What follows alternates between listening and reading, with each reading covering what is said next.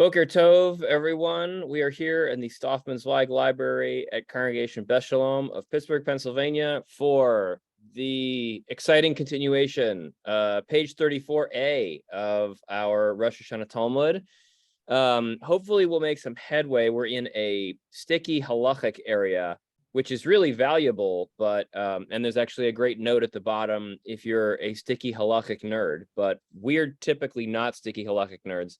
When last we left off in the class, the rabbis were debating as to whether the legal reasoning upon which we blow 3 sets for the shofar is based on a legal maneuver referred to in Talmud as a gezerah shava or a hekesh, right? Which exact technical term is the basis for which we do this?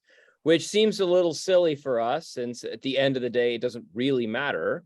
But I'm just going to kind of preface and depart from that section by saying the rabbis in the commentaries at the bottom of the page, and if you go to other texts, like, for instance, the Rosh and the Rif and the Shitu Mekubetset, amongst others, which are often referred to colloquially by rabbinic scholars as the boys in the back, legal decisors who try to take the Talmud and make actual practicing law with it. They basically, they're very worried about this because they need to know how legal reasoning in a technical situation will progress, right? So this has, much like a Supreme Court case, girls to the front, well done, Olivia. Technical terms and technical reasoning, much like a Supreme Court case in the United States, or potentially in other countries that have higher court, lower court rulings which affect others, deal with the problem of if a legal decision gets made on a higher end, it will affect all the rulings down the way. So if we read a certain clause in the Constitution in a new way, it will affect every state's rulings on that clause for all time's sake, right? I was just listening to Fresh Air's interview with Nina Totenberg, and Nina Totenberg is our as our national NPR reporter on the Supreme Court, and she was mentioning that she was kind of explaining how the legal decision of Roe v. Wade affected every opinion after and the reading.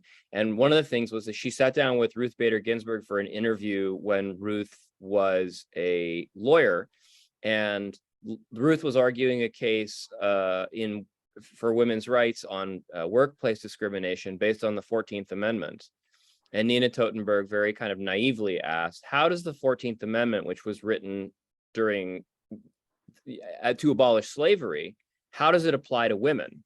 And apparently Ruth Bader Ginsburg then sat down and gave Nina Totenberg an hour-long lecture about about how law works and how she was applying the 14th Amendment.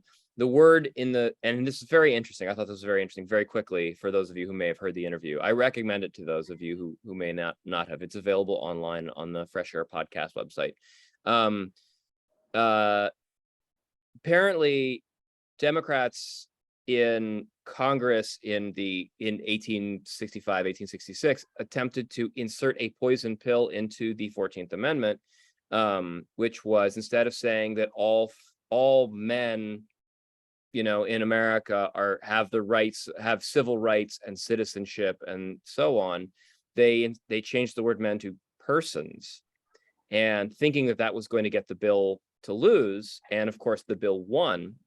And then that didn't get applied really until, on one level, the 19th Amendment with suffrage, the women's suffrage movement. And then later on, when Ruth Bader Ginsburg started suing in court to make sure that women got equal workplace protection in 1971, 72, 73. So the point is, the change of the word men to persons had major legal implications down the road. This issue here has similar implications. If a hekesh and a gezerah shava are the same, then they have the same force of law, and therefore there might be a place where a legal matter looks like a hekesh, but has the force of power of a gezerah shava somewhere else in the Talmud, and therefore it rises to a legal import greater than some other legal mechanism that is parallel and equivalent. I can't give you an example of that because this is not my wheelhouse. Were it that Joel Roth or one of the other greats of the movement were here, they would slap my wrist and give me 7 or 8 different locations, but this is not my jam. David Weiss Halivni would also be a wonderful person at this point. Formerly, may his memory be for a blessing. He passed last year. So, anyways, okay. With that, I'm going to share screen. I'm going to show you 2 things that are not directly the Talmud. On your screen right now should be I think an image of the. Oh no, it showed that one. Okay. What you're looking at is the Harlow Moxlor. That's the one I use in Erie. There's a newer one for the conservative movement, but my president was like, we ain't buying no more Moxlors, right? We got 37 member families and we're, kind of trending downward. We're not Harlow. Let's go. Quick story for Elisheva. The Harlow Moxlor is in black with purple lettering. And the reason was Harlow's wife liked purple. That's a true story. Okay, this is also Harlow. That's Harlow. I know. That's what I'm saying. Elisheva's rocking Harlow, and I love it. Okay.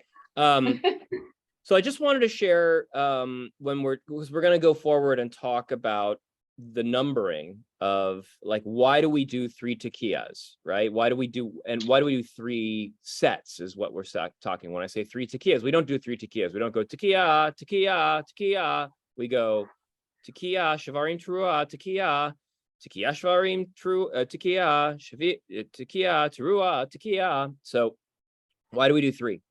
So if you're looking on the screen right now, you see the place this is in Zichronot. So this is in the Musaf Amidah for Rosh Hashanah. And we have 3 little pericope sections that we already talked about a couple weeks ago, why we do this, right? Zichronot, Malchiot, and Shofarot. And they each have to have 3 verses. And we had a whole Talmudic debate about how many verses there needed to be, and maybe it needed to be more, and so on and so forth. But the verses are essential to the thing, which is why this year, when I was going through and editing and trying to figure out what the cantor was going to say and what the cantor was not going to say, I made sure we did the verses either in English or in Hebrew. But if we wanted to skip some of the other paragraphs, that's okay. I'm sure the cantor would have had a fit if we skipped the uvachen sections, so I left those in too. But if you wanted to do a deep nerd dive comparison between Machzorim, you would note that the liturgy in Harlow, the liturgy in Lev Shalem, and the liturgy in Birnbaum, the earlier version, are all different, right? There are paragraphs in the Musaf Amidah for Rosh Hashanah that have been cut from the traditional art scroll, which I also have on the shelf back here. And that's because the rabbis wrote lots of stuff and they made services longer. And it is a question as to whether that's essential or not. And clearly, as we read in the Talmud, the essential parts of the verses. Okay, so I just wanted to show you this so that you saw when we say 3, we're talking about tekiya, tekiya, tekiya, the sets, right? We also talked about how last week about how tekiya needs to wrap any of these blessings. All right, so from there, I'm going to stop share.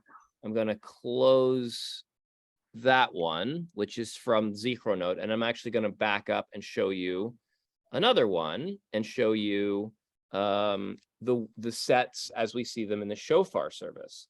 One of the confusing things that our Talmud has never really explicitly said is that there's a shofar service and that there's blasts in Musaf also. And right now in the Talmud, we've been talking about the shofar service, the Musaf service.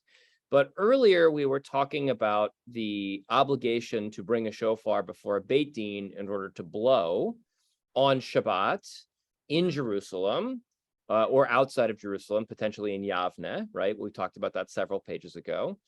And clearly the implication there is that there is a shofar service, right? There is a time when you blow the shofar and a time when you say the blessing over the shofar. And then there is the blowing of the shofar. It was interesting, by the way. I'll just note I teach religious school here, and the JJEP religious school is at Rodef Shalom, which is a Reform synagogue here. And so yesterday they asked me to not blow, but to call out the blasts. And so the rabbi said, "All right, we're going to do this, and then we're going to call out the blast." And I wasn't really paying attention. And I said, "All right, everyone, repeat after me. Tekiah." And then the rabbi just started yelling, "No, no, no, no, no." And I was like, "What?" He's like, "We have to do the blessing first." And I was like, "Okay." And the reason we have to do the blessing first is because in a Reform synagogue, and for an educational purpose, it's great to teach the kids the blessing before shofar.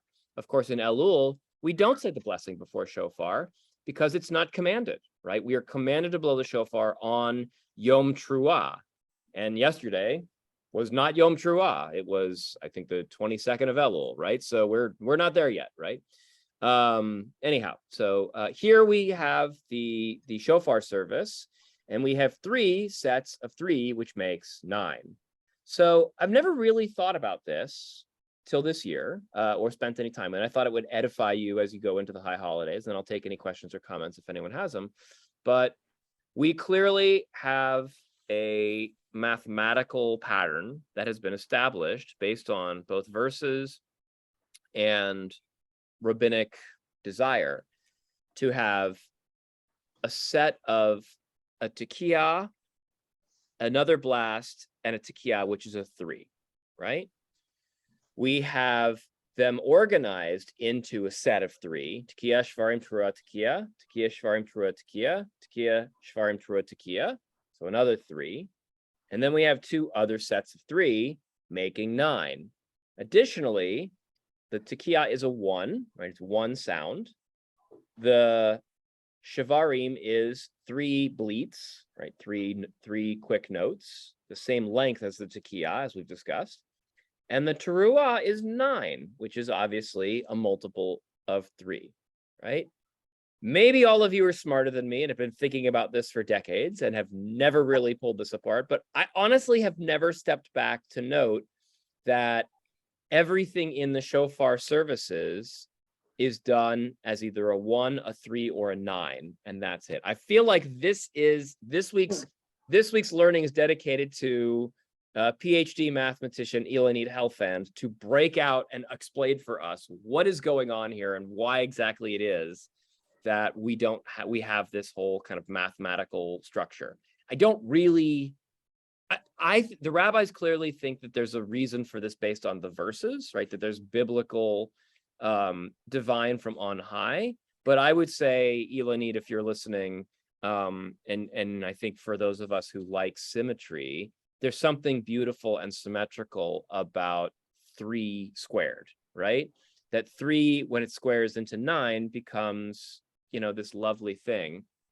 And the ability to reverberate that across multiple shofar structures is really nice. The last thing I'll say, of course, is 3s are big in the world, right? Like rabbis like to give sermons with 3s. In a paper when I was in high school, I was always taught you write your thesis paragraph, 3 supporting statements, and then a conclusion. So academics were taught this way too. And then, of course, the 3 is big in other places in Judaism. We were just learning yesterday in Mishnah Torah 2:9, for if you want to see me like really flex and be like, "Oh, I'm so rabbinic, I know a lot of Torah." In 2:9, it teaches that, or it might, now I'm gonna unflex. It might have been 2:6. In the Mishnah Torah, Rambam teaches that if you approach a friend for forgiveness at the high holidays and they refuse to forgive you, you may return with 3 friends, right? A Beit Din, right? And you can approach that person up to 3 times asking for forgiveness. And according to Rambam, if they refuse you 3 times, on the 3rd time, the sin is now upon them for not forgiving, rather than upon you for the error that you made. The last thing I'll say about that is I don't agree with Rambam on that respect. Nobody else actually says that in any of the legal reasonings. Tshuva is complicated. So if you've wronged someone and they don't forgive you, and you continually approach them, it's more complicated than a numerical formula and the approach of a gang of other friends in order to get forgiveness, right? The forgiveness process is a lifelong process. And I would say you're not absolved after a third approach. Try a fourth time, try a fifth time. There's no reason, right? If you're in broigus with someone, there's no reason you can't continue throughout your life to attempt to mend. All right, Mark, go ahead. I just wanted to say that there's another form in which 3 plays a big part. In the Israeli army, everything has 3 parts. Everything has 3 parts. Say Yeah. more. Huh? Say more. I For don't. example, Like when if you're being taught the parts of a rifle, the assault rifle, so you're taught the 3 parts, the 3 main parts of the rifle. So everything is divided to 3. Nice. Okay. Yeah. I think that works. Olivia notes another one, which is the 3 books that are open at high holidays. And it is the book of life, the book of death. Olivia, what's the 3rd book? We learned this. This was page 16. We did it like 3 years ago. No, it's confusing. It's the book of the holy wicked, the book of the holy righteous, and the middling people. Interesting. So that's a concept we've talked about before. We talked about yesterday in a class that I taught, which is about being the people in the middle being called Benoni. And that's the reason why we do, another 3, Teshuvah, Tefillah, and Tzedakah, right? Because that's for the Benoni. That's for those of us whose our mitzvot and our averot are balanced, right? That we're trying to tip those scales in our favor. And the section in Talmud that Olivia's talking about explains that that's that most of us are in that category, that there are very few of us who are tzaddikim, that we are mostly mitzvot, and there are very few of us who are rashayim, people who are mostly wicked. Well done, Olivia. Thank 3 you. parts liturgically of the Rosh Hashanah day, right? Malchut, Shofarot, and Very good. There's lots of them, right? what's the other one? What was that 3rd one? Shofarot. No, what's the middle one? Zichronot. Thank you. Yeah. Because it's Yom Zichron, right? And why is it Malchuyot? Not entirely sure, except that kingship is a major theme of the holiday. So I think the Malchuyot, Zichronot, and Shofarot services are really the rabbis riffing on these plays of 3 in order to get the theological and liturgical ideas across to us, right? This is the rabbi's invention. And they just kind of they like say very matter-of-factly, like, this is what we do at this holiday, as if they didn't write it to make us do it, right? They sometimes the rabbis write like as if they receive from on high. All right. Ilanit wrote in the side, there's something I made one time based on something I saw in Svat that diagrams a shofar blast over the course of Rosh Hashanah. I'm not going to open up a Dropbox right now because it may blow up, but it's like a little I want to say artwork, but I mean I did it online. I didn't actually draw it myself. Okay, I think that's great. We'll pull it up at the end if we have more time, which we will. All right, with that, let's actually jump to the Talmud, if I can find it. I think it's here, and we're going to share. Okay. We're roughly here. This page is, to be full disclosure, this page is so repetitive and similar to one to another that it's possible that we either both did this and we want to review it, or we did this and we don't really want to review it, but we have to kind of start here to get going. Right, Elisheva, you're going to do the English. We definitely did it. The question of whether we can do it again and it'll actually make more sense the second time, I don't know. Rabbi Yishmael ben Oshel, Rabbi Yochanan ben Baroka Omer, Eino Tzarich, Harehu Omer, Utakatem Trua Shenit, She'eno Talmud Lomar Shenit, Uma Talmud Lomar Shenit, Ze Bana Av, Shekol Makom Shenemar Trua, Tehe Tekiya Shnia La, Ein Li Ele Bamidbar, Barosh Hashanah Minayin, Talmud Lomar, Terua Legzera Shava. Rabbi Yishmael, son of Rabbi Yochanan ben Baroka, says, this derivation is not necessary as the verse states, and you shall sound a truah a second time. As there is no need for the verse to state a second time, since it is clear from the context that this is the second truah, what is the meaning when the verse states a second time? This is a paradigm of the principle that in all places where it is stated truah, a tekiah should be second to it. I have derived this halakha only in the wilderness, from where do I derive that the same applies to Rosh Hashanah? The verse states truah with regard to the wilderness, and the verse states truah with regard to Rosh Hashanah.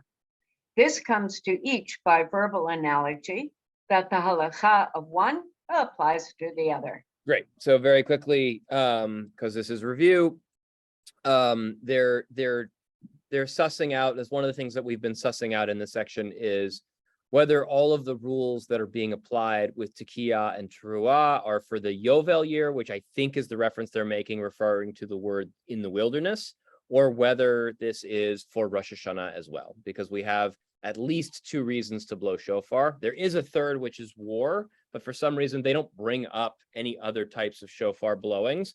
One of the reasons for that is probably that Doraita from the 5 books of Moses, there's no reference to an obligation, a mitzvah, to blow shofar for war. However, we blow shofar for that. And this kind of, I think, leads to a separate halakhic issue that I've never really thought of, which is, would it be forbidden to blow shofar for other reasons, right? I have been to protests. For instance, there was a Trump era social justice protest for immigrant rights when Donald Trump and the federal government at the time basically severely reduced the number of immigrants permitted into the United States. And I went to a Hebrew Immigrant Aid Society, HIAS, protest on behalf of immigrants and migrants and making sure that more people who were in dire straits and needed asylum could get into the United States. And we blew shofars, right? And is that bad? Is that wrong? Did we, was I over on a lo ta'aseh? Or is it like what's called bal tosif, right? Did I add to something? And the answer is no. There's clearly examples throughout Talmudic literature or Jewish literature in which a shofar is blown that is neither Yovel nor Rosh Hashanah. So it's not asur to blow it at another time. That being said, we in America have been watching evangelical Christians take up shofars regularly at Christian things, and most of us in the Jewish world are very cringy because we refer to that as cultural appropriation, right? Just as Rabbi Goodman does not wear blackface at Halloween, nor does he put on Native American headdresses because he wants to, dress up. So too, I think evangelicals should not blow shofar. All right, Noreen, and then Elisheva. I was on Thursday night at the Women Wage Peace event in Akko, and yes, it's Elul, of course, but we did have a couple of women, or one woman actually, who blew a beautiful shofar blast at the beginning of the evening in honor of peace. So there you go, demonstration, but you could say it was also Elul. Right. You can make an argument for why you absolutely should do it. Well said. By the way, to note, I see you, Elisheva, don't worry. To note, there has yet to have been any mention in the Talmud. Now, it's possible it'll pop up, but I don't remember it. There's no mention so far in Tractate Rosh Hashanah about blowing every day on Elul. I will, if someone wants to Google while we're taking this class, I'm not sure where that custom originates. I would surmise it's post-Talmudic, which to me always implies, and to be very blunt, I'm a very Talmudic Jew, meaning if it appears outside of the Talmud or after the Talmud, I sometimes wave my arm and go, I don't know if that's legitimate, right? There's like, for instance, one mention of Tachanun in the Talmud, and it literally is just, you fall on your face, right? This is Tachanun according to the Talmud. And you're done, right? So the fact that there's 4 pages of liturgy for Tachanun that we're supposed to read. I, as a rabbi, have always said, like, if we just skip from page 129 right to 135, I'm okay with it. But unfortunately, I'm not the Mara Datra here. All right. Elisheva, did you get to say what you were going to say? I was just going to say that blowing the shofar at a demonstration and rally for a cause is equivalent to alerting people to come to fight in a battle. Beautiful. I love that. I'm glad that was recorded because that was great. All right, Judy's next, and then Olivia. I don't know why you have a problem with evangelical Christians or anyone who is not Jewish blowing the shofar. They co-opted our Chumash and they made it into the Old Testament. And basically the New Testament is commentary on the Old. Yeah. Not entirely, but basically it's a much less voluminous book. Yeah. So I don't know why you have a problem with that. Actually, there's somebody in my building in Maxon who's going to blow the shofar. He's not Jewish. He's going to blow the shofar from my penthouse and then from the penthouse behind me to face the other way on the afternoon of the first day of Rosh Hashanah. Yeah. And Legitimate. encourage to do it. I don't see why. This should be the least of our problems. I would agree that it's not that big, not that I love big a to deal. argue, Marcus, you know. No. So. I do want to. I'm not going to argue with you. Because Argue. No, different strokes for different folks. I just want to push the point one step further. Judy, Okay. my question to you is, are you uncomfortable with the modern American evangelical Christian practice of having a Seder in which they bring up Jesus's name and they basically say like, oh yeah, this Seder is the kind of thing that Jesus would have done all the time. And so this is the most authentic Christian thing in the world. Are you okay with having a Seder in which Jesus True, the Last Supper was a Seder. It wasn't. It was not. It wasn't? That is No. that's a wonderful Boba Misa that we know is not the case because the Seder didn't exist yet at the time of Jesus. It was not. It wasn't around. The Seder. Oh, that's I just learned something major. Also, They academic. want to do a Seder, let them do it. Oh, okay. Well, so if you're not I bothered don't by have a problem, and I'm really the most judgmental person I've ever met. Yeah. So right. but Judy's not. So I just want to note, Judy, I appreciate your opinion and I respect it. I will just note that there are a lot. You should ask yourself the question, not like whether you're okay with it, but I will note that there are a lot of Jews who are really uncomfortable by it. That's all. Right. And I'm puzzled, but listen, they could have very good reason and I could be totally off base. No, I mean, it's just that in Judaism, like, I'm not going to dance a sacred rain dance or war dance imported from the Sioux or the Iroquois.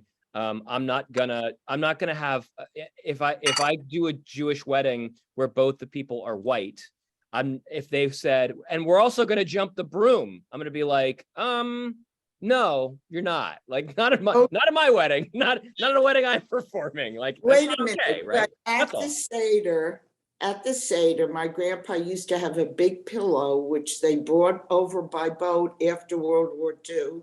They brought their big feather pillows with them, and he would lean. And we are supposed to copy the Romans with the Seder being, and where does the chuppah come from? The chuppah comes from the Greeks. Yes. So, we took from other religions, but then we made it moralistic. Yeah.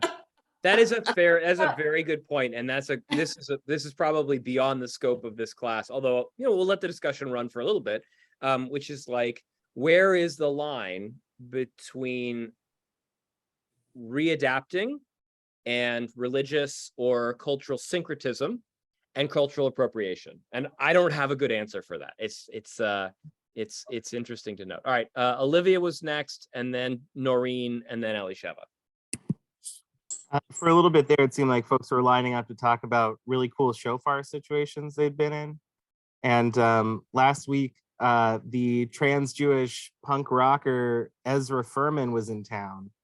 and played a great show at Mr. Small's, where she played a lot of the songs off her album All of Us Flame, which has a lot of Jewish, like it's like a trans punk Leonard Cohen with how many Jewish references there are. And at the end, the band came back for an encore. And what do I see in her hand but a shofar? And she like closed the show by blowing shofar. Yep. It was a little, but like I just never seen that before. And it's cool that like Mr. Smalls too is a converted church, like was a church, now is a punk rock like music venue. Right. Well, on the topic, I think there's a little bit difference, the appropriation between like Christianity does come from the same roots as Judaism. I think what bothers me is when I see a Christian Passover Seder and they have leavened bread. Yeah. Or any claim that like this is the real thing, or the historic inaccuracy that that's what Jesus would have been doing. If there's an acceptance of pluralism and a humbleness, that makes me more, okay with what's going on. Yeah. I could be wrong. Always some wiggle room. Yeah. I could be wrong, but I also think historically, and again, Google this, don't rely on me. But if I'm not mistaken, academics have all determined that the death of Jesus didn't also take place at that time. It didn't take place at the time of Easter. It was later Christian scholars who relocated it to that point in the calendar. But I could be wrong about that. So I'm not in my element. All right, it was Noreen and then Elisheva. After Israel sinned with the golden calf, Moshe spent 40 days pleading for our forgiveness. Then he ascended Har Sinai again for another 40 days. When he descended with the second Luchot, it was accompanied by shofar blasts. Began on the 1st of Elul, and to commemorate this, we blow the shofar during Elul. Where is that from? Wikipedia? No, it's actually from Rabbi Stuart Weiss. He's actually from Ra'anana. Right, but that's interesting. It's So Beit Midrash. You're good. Yeah. That's great. So we looked at that text. That's Exodus 34, right? Yeah, it's the whole basis for why we have looked at that. It's probably a while. I taught a whole shofar class a couple weeks ago for the Wednesday class. That's why I'm misremembering. So Judy heard it, but Noreen probably didn't. Too late at night for you all in Israel. Okay. But anyway, so Just an explanation, that's all. Yeah. Right. So someone calendrically went back and figured out that the giving of the Torah the second time would have occurred on the 1st of Elul. Now, someone has done the math to assign to every event in the Torah a calendrical date in the Hebrew calendar. I will note to you, Noreen, that some of those dates require a little bit of creativity in order to get to them, right? There are some dates that are explicitly given in the Torah, like we know that the 1st of Tishrei is Yom Truah, Yom Zikaron, right? And the 10th is Yom Initem et Nafshotechem, Yom HaKippurim, the Day of Repentance, right? And then there's a number of other like major holidays, but like the giving of Torah at Sinai is based on moving forward from the days of the Exodus, right? And then there's some weird math that has to be done to figure out the 40 days and so on and so forth. Now, whether the story of the giving of the Torah was really the giving of the Torah never says that in explicitly the Torah was given on this day in the Hebrew calendar. You have to do the math in order to get there. And my interpretation of that is, yeah, maybe it was given that day, but the rabbis aren't, I mean, the Torah is not really like trying to focus on that day as a big day, right? Shavuot as a holiday is not the day in which the Torah was given, Deoraita, from the Torah. It's one of the 3 pilgrimage festivals based on the day in which we are counting from 49 days from, right? So that's the reason it's called Shavuot and not Yom Matan Torah, right? Like that would be a more logical name for that holiday, but it's not. So I'm not telling you you're wrong, Noreen. I'm saying just that not my suggestion. Somebody else's. Right. I just read It's it. not right. It's just not necessarily so that actually Moses came down the second time on the 1st of Elul. It's possible and it's lovely, but not necessary. All right, Elisheva and then Marion. What I was going to say before is irrelevant now, but I always think of Shavuot as not having a date. I mean, it is always on the 6th of Sivan, but it doesn't have a date. And for me, it's because it wants to have that connection with the Exodus. It depends on the Exodus. Those 49 days are crucial. And here, I'm blanking on how to pronounce the word. It's done 50 days after Yom Kippur. That somebody help me out. I'm forgetting words here. Celebrate and traditionally go up a mountain and study Torah. Right. It's not the giving of the Torah, but it's celebrating the Torah. And clearly the 50 days is adapted. But for me, that it doesn't have a date is because it's connected. It doesn't matter that it falls on the 6th of Sivan. Right. It does matter that it's 49 days after Pesach. Right. And by the way, I don't know if you all know this. I think I've mentioned it before in past classes. The Karaites and the Rabbinites, aka us, don't agree on when Shavuot falls. It's one of the major disagreements between the 2 groups, because the Karaites read it literally in the Torah, in which the Torah tells us that you celebrate Shavuot the first day after the Shabbat, that is 7 weeks, right? Which means that Shavuot can be basically roughly on the 9th or the 14th or the 17th, depending on how it falls out in the calendar. They read it very literally. And the rabbis actually twisted and tweaked and logically reinterpreted and said, well, we're just going to fix it to this date because it's more convenient. And that was that. And that's how they solved it. Okay. Marion, and then we're going to move on. We have not covered a lot of ground today, so I'm going to try and do a little bit of forward progress. Go ahead. All right, very quickly. Also, what Elisheva said and what Mark said about Shavuot, there's another point. Well, it does say 7 weeks after the first Shabbat after Pesach. So it's that's why it doesn't have a specific date in Torah. Yeah. Also, it's considered the end of the whole Pesach period, the way Shemini Atzeret is the end of Sukkot. That's right. Yep. Right. I have, when I heard that, and the more I keep talking about it, the more I think like, maybe I should be a Karaite. But then again, I'm teaching a Talmud class, so I probably shouldn't be a Karaite. Okay. We had one more question. No, you were it. All right, let's keep going. What Marion, I was thinking of was Sigd. Sigd. That which is an gets Ethiopian holiday. celebrated. We have a celebration here in Carmiel every year. It's wonderful. Cool. All right, let's keep going. Marion, you're going to read the English. We're on line 9. V'shalosh truot ne'amar b'Rosh Hashanah, Shabbaton zichron truah, Yom truah, v'havarta shofar truah, u'shtei tikiyot lekol achat v'achat. And 3 truot are stated with regard to Rosh Hashanah.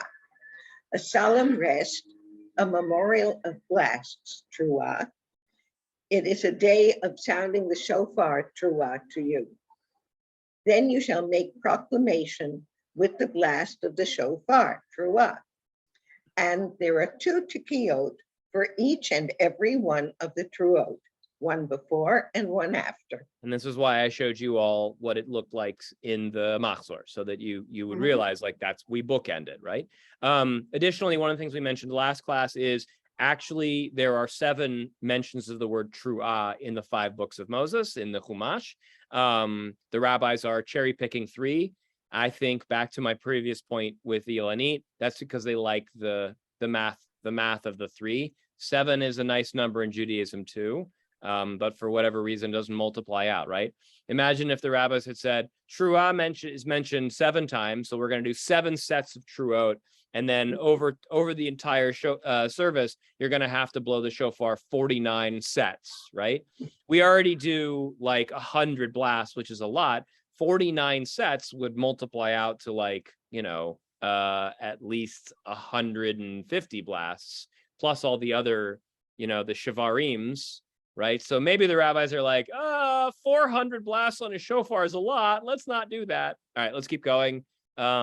Noreen, would you read this to us? Line 10.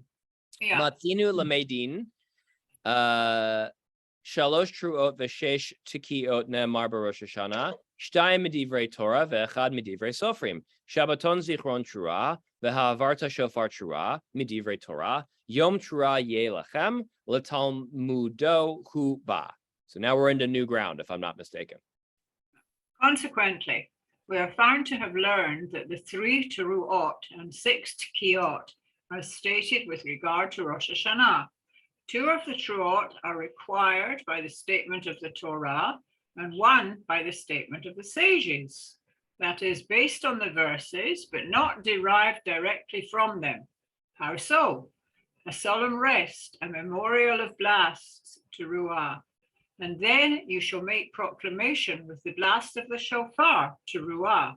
These apply by Torah law. However, the verse, it is a day of sounding the shofar to you, comes for its own statement, for the verbal analogy, which teaches that the halachot of the wilderness apply to Rosh Hashanah as well. Consequently, the 3rd teruah is merely alluded to in that verse, and its obligation applies by rabbinic law. Great. So this is getting a little closer to what I was saying before. The rabbis there may be 7 mentions of the word truah.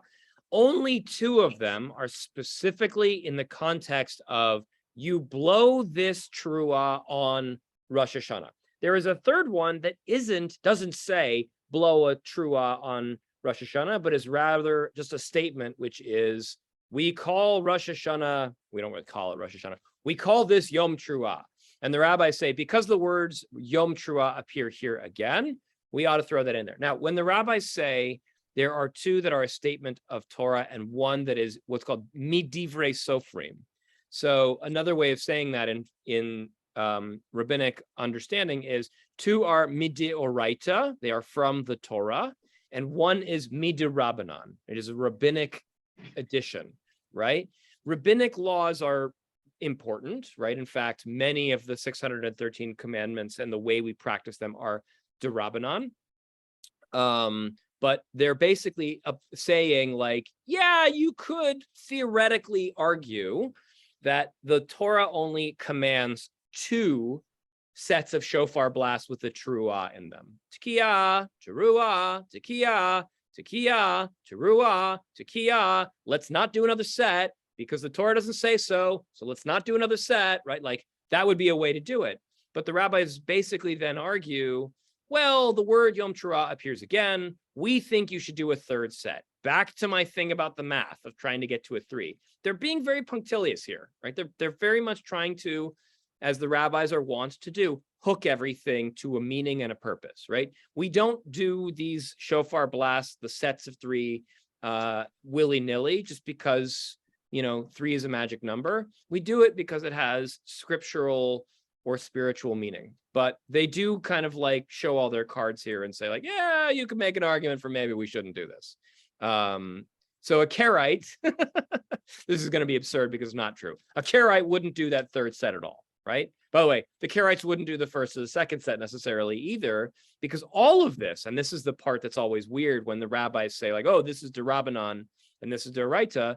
The rabbis are the ones who decide these rules in the first place. They're the ones who decided that it's 3 sets of 3 and so on. So like they're saying explicitly, oh, this is straight from the Torah. The fact that we do tekiah, teruah, tekiah. And for those of us who are fairly logical, the argument would be, no, it's not, right? It doesn't say in the Torah, literally, and on this day, you shall blow a tekiah and a teruah and a tekiah, and the tekiah should sound like this, and the teruah should sound like this, right? Like all of that's rabbinic. So when, people come to you ever and say, like, Judaism doesn't say that you do this in the Torah, why do we, or it says in the Torah, you do this. You always remind them, we're not biblical Jews. We're rabbinic Jews. We do what the rabbis teach in the Talmud. That's why this class is the most important class you will ever take in your entire, I'm just kidding. Not true at all. All right, keep going. We're on to another rabbi. Judy has gone walkabout. Paula's got her screen off. Mark Elliott Shapiro of Beersheba. I'm here. Just Ryan. call Oh, it's me when okay. you want me. You've been surpassed. We'll get you. We'll come back to you later. Mark, you're up. Rabbi Shmuel bar Nachmani Amar Rabbi Yochanan. Achad midivrei Torah, ushtayim midivrei Sofrim. Ve'avarta shofar trua midivrei Torah. Shabbaton zichron trua, ve'yom trua yelachem la Talmudo huba. Rabbi Shmuel bar Nachmani said that Rabbi Yonatan said, 1, tru'ah applies by Torah law, and 2, applied by rabbinic law. Then you shall make proclamation with the blast of the shofar, tru'ah, applies by Torah law. However, the verses, a solemn rest, a memorial of blast, tru'ah, and it is a day of sounding the shofar, tru'ah, to you, these two phrases come for their own statement. Yeah. So I think this is actually, you could argue, a more logical way of applying it, that the Torah says deoraita, ve'avarta shofar trua, right? The Torah says blow the shofar and blow a trua. And then it also says 2 other lines, right? Shabbaton zichron trua, that it is a solemn day of rest for remembrance of the trua, and this is the day of trua. And those 2 don't explicitly say blow the thing and blow a trua, and therefore they are the midirabanan lines. They are the rabbinic additional lines. The first one is the only one. So deoraita, and this is, by the way, this is true. The minute you pick up a shofar and blow tekiah, it could be easily argued that deoraita, according to the Torah, you have fulfilled the mitzvah of hearing shofar, right? If you hear one single tekiah, you are probably yotzi, right? Certainly, according to this logic, if you hear one set, you are yotzi. Tekiah, teruah, tekiah, you're done. You fulfilled the obligation. I do want to point out, I grew up Reform, and I've been to Reform, Conservative, and Orthodox Rosh Hashanah in my life. And I am, with the exception of the Musaf Amidah, which doesn't exist in the Reform movement, the shofar service pretty much looks the same in all 3 movements, right? Just because you can blow less shofar doesn't mean people do so. And I would assume that that's because shofar is awesome and everybody knows that. So why would you, even though you can make it shorter, why would you? All right. But this is very classic. The rabbis are disagreeing. They're agreeing that you blow 3 times. They're disagreeing about how legally obligated the middle of the blast is. Oh, it's deoraita. No, it's derabanan. Classic rabbinic, how many angels dancing on a head of a pin kind of argument, because they all agree at the end of the day, you blow 3 times. All right, let's keep going. Judy, are you there? Would you like to read for us? Great. I'm going to read the Hebrew. Mila Talmudo huba, mi boy, bayom, vala lo balayla. This is a very important line, Judy.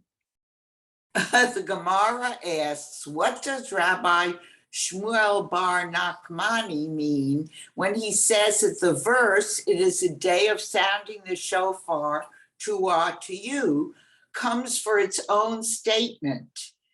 What other halachas derived from this verse? The Gemara explains it is required to teach the shofar must be sounded during the day and not at night, as indicated by the phrase, a day of sounding the shofar. Okay, the rabbis are doing a classic move, right? Which is they have a deoraita line in the Torah that is incredibly explicit to the degree that it feels like maybe it's a little bit more knowledge than we need, in the sense that like it's so patently obvious that the Talmud doesn't really need to explicate it. And so therefore they're going to be very medactic. They're going to be extremely close reading. And they're going to say, what else can we learn from this line? So I'm going to scroll back up because we don't actually have the Hebrew here on this line. The words that they are looking at are Vayom Trua Yeh Lachem, right? It shall be a day of blasts for you. And the question is, what can we derive from this line that the rabbis have decided to bring this to us? And the answer that they bring is the Yom is the key word there, right? Yom Trua, it is a day of sounding the shofar. And therefore, we can learn out from this a very similar halacha to many other commandments, right? There is a commandment, for instance, that and a disagreement about whether one is obligated to wear tzitzit at night. And the reason is you should raitem otam in Deuteronomy 6, and you shall see them. In the pre-electrical light era, if you know, you might light a candle for a half an hour of reading before bedtime, but nobody's so rich that they're going to have lights all over their sanctuary all night. So there was the assumption was you can't really see your tzitzit at night, and therefore there was a question as to whether you have to have tzitzit at night. And so the tzitzit commandment, the rabbis, some argue, is only applicable during the day. Similarly, shofar is here, which is the Torah tells us that it is Yom Trua, not Yom V'Laila Trua, and therefore we derive from this the shofar blast is in the morning. Had this not been here, we might have assumed that Erev Rosh Hashanah you will hear the shofar blown. You do not hear the shofar blown on Erev Rosh Hashanah, right? You go to synagogue and they don't blow shofar. Additionally, when we do Mincha Mariv here at Beth Shalom, I do not blow the shofar at Mariv, right? Which is frankly a little bit strange. The day begins in Judaism in the evening. Why not start the day with a shofar blast? You just heard it here, folks. It's Rosh Hashanah 34a. By the way, I do think for those who did not hear shofar in the morning service, one might argue you should do it at Mincha, except it doesn't really matter because there's no mitzvah to blow the shofar during Elul, right? The mitzvah only occurs on Rosh Hashanah. So if you missed out on shofar at morning minyan, you didn't really, miss a commandment. Okay, Marian, did you want to say something? Yeah, I was just going to say what you said about in the Torah, a day means erev baboker, evening and morning is a day. So saying it's a day doesn't necessarily mean daylight. Yes. And so what we're getting is that's a kind of a brilliant rabbinic argument against this page that for whatever reason, nobody brings, right? Like your position, Marian, is a good one, but because nobody else argued it, there is no argument to be made for blowing at night. And therefore the rabbis just say, all right, we all agree. And they move on. Okay. Whether that's the case or not, whether in the Talmudic period when all these laws were kind of congealing and coming together, whether there wasn't a rabbi somewhere who blew at night, I don't know. Judy, go ahead, ask your question or stay your statement. I agree with Marian. It's total nonsense because our day begins at sundown, not at midnight, not at dawn, but they decided they wanted during daylight. Yep.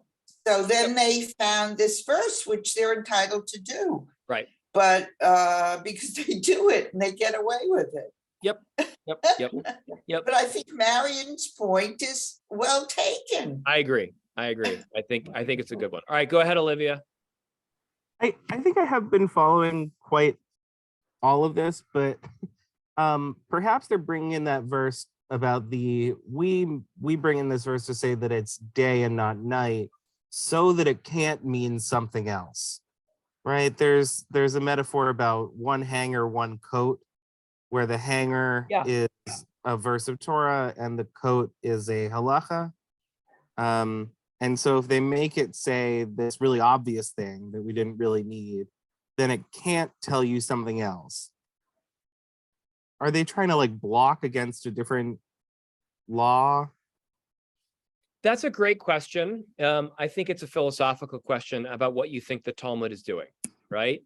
If you were an Orthodox rabbi, if I were an Orthodox rabbi, you would argue that this is explicitly what the Talmud implies, and the rabbis are the legitimate explicators of what the Torah says, and all this was given at Sinai, and therefore the rabbis are not playing philologically or legally with matters. They are explicitly understanding, according to the rules that were laid down, so on and so forth, that Yom Truah has to have two meanings, right? And so it is one. I would only slightly tweak what you said, Olivia. It was very astute what you said, which is to say that it's not exactly one hanger, one law in terms of halacha. They're actually hanging two laws off this, right? The first law they're hanging off this is this verse is one of the bases for one of the reasons we blow 3 sets, right? And then they also say, but why the word yom? Like, what is the word yom doing here that wouldn't otherwise do something? And the answer that they give is, well, yom tells us not Lila. To Marian's point, yom could also mean Lila, and that's this is where the rabbis are kind of like creating a mountain of laws that hang from a hair, right? That's a very famous line about the Talmud that is from the Midrash, which is that the rabbinic corpus of legal reasoning is a mountain hanging from a hair, and this is 2 hairs jutting off of or 2 laws jutting off of one tiny little verse. Go ahead, Noreen. After Ne'ilah, at the end of Ne'ilah, Yom Kippur, we blow the shofar, and it is nighttime. It certainly is. That's true. That's right. That's right. So Yom Kippur is the next place that we do blow at night. And what does that blowing accomplish? And what is its force of law? Tune in next time when we learn this in the in Tractate Yoma, which is an entire other book about it. Actually, no. Yoma's actually not about Yom Kippur, if I'm not mistaken. Oh, no, it is. But most of Yoma's about Yom Kippur, but most of Yoma begins with the first, Yoma has 8 chapters, and if I'm not mistaken, the first either 5 or 7 of the chapters deal with the practice of the Kohen Gadol in the Beit HaMikdash on Yom Kippur. I remember that was the first thing I learned in rabbinical school in our Mishnah class. We started on Yoma 1:1, and we start learning about what the Kohen Gadol does in the temple. And I was pretty dumb and new and did not know all that much about Judaism when I came. I knew a lot, but I didn't know everything. And I sat in on this class and I'm learning, the rules of the high priest in the Beit HaMikdash on Yom Kippur. And we did this for weeks. And at some point I'm like, maybe I'm in the wrong place. I have no idea what's going on right now. Why are we learning all this stuff that is completely inapplicable? Is this rabbinical school? Is the next 5 years learning arcane temple rules that will never be applied? Thankfully, after about 3 weeks, we moved on to something else. So I was very glad. Okay, Elisheva, go, and then we're going to do this verse to conclude, and then we'll call it a day. I was just going to say, with regard to blowing the shofar at night, our day begins in the evening, no question. But most people's active daily life, in fact, begins in the morning. And if we see the traditional use of the shofar, which is to alert people to get ready, to go forward, to do, whether it's battle or teshuvah or whatever it is, you want that in the morning to get people going, not at night when they're going to go to sleep. Nice. I agree. But I'm also an inveterate rule follower as by constitution. So quick story. There's like a special services desk at Ben Gurion for each airline. Most airlines have several lines. And there was a long line that I'd been standing in for 2.5 hours to get out of Israel, and there was this special services line, and people kept giving up on the line I was in and going to the other line. And people behind me literally looked at me and were like, "You have kids. Why don't you go get in that line with that other family that just went to the shorter line?" And I said, I don't believe in it. And they were like, "What do you mean you don't believe in it?" And I was like, that line is for people who have a problem. I don't have a problem. I'll just wait in this line, right? Now, by the way, had I cut into that line earlier, I would have saved myself a half an hour and I could have gotten a shawarma on the way out of Ben Gurion. That's what I would have gotten out of special services line. But I don't play fast and loose with the rules. If the line says special services and I'm not special, then I'm going to wait in the regular line. By the way, I also know that the airlines have an incredible injustice in the fact that there's another line to the side where people who have first class and business class and pay more for their magical ticket, they get a line that's about an hour shorter than my line. And that is morally and ethically wrong that rich people get special treatment. But I'm going to get off my communist socialist soapbox now before I get into trouble. Because this is all being recorded, of course, and who knows what board members are going to take issue with now that I'm the associate. There is also a line for people over 80. Which I did not know that. I can't wait means till that we do not have to stand in a line for a very long time. Sometimes. Yeah, by the time I'm 80, they'll raise the age limit to 90. Just like go read Catch 22, everybody. Okay, I'm gonna read. And if you're over 75, you don't have to take your shoes off. I know it's wonderful, and my kids don't have to either. Although my son turns bar mitzvah next year, so maybe the rule changes. I'm not sure. I can't wait to turn to someone at TSA and they say, "You can keep your shoes on." I say, no, he's a bar mitzvah. He's fine. He's got to take his shoes off. All right, I'm going to read 13. This is going to lead us off, and then we are off for the next, I believe, several weeks, because it is Rosh Hashanah next Monday. Got to finish a couple sermons, and then the week after that, is it once again a holiday, or are we okay on The week after that The is third is fine. the 3rd is fine? So October Yeah. 3rd we will meet. So we're off next week. Thank you all for being my secretary. So okay, we'll read line 13 right here. Ve'idach b'yom v'la b'layla minayin la nafkale mi b'yom hakipurim. The Gemara asks, and the other Tana, who does not derive this halacha from this verse, from where does he learn that the shofar must be sounded during the day and not at night? The Gemara answers, he derives it from that which is stated with regard to the Jubilee year on the Day of Atonement, Leviticus 25:9, which indicates that the shofar must be sounded during the day and not at night. So what we got there very quickly is that the rabbis, we'll start with this next time. The rabbis disagree. Two Tannaitic rabbis, two Mishnaic era rabbis disagree about where we derive the principle of during the day and not at night do we blow the shofar. One says, to Olivia's point earlier, you can't hang too many halachas off of one verse. It's not a Christmas tree, right? You can't just hang as many baubles and beads off it as you want. You can relocate it into another location. And so if each verse can only contain one halacha, then this one on the Day of Atonement is going to have to carry the other. All right, with that, I will see you all later. And once I come out of stop share, I can turn off the camera and stop recording. Happy New Year, Shana Tova.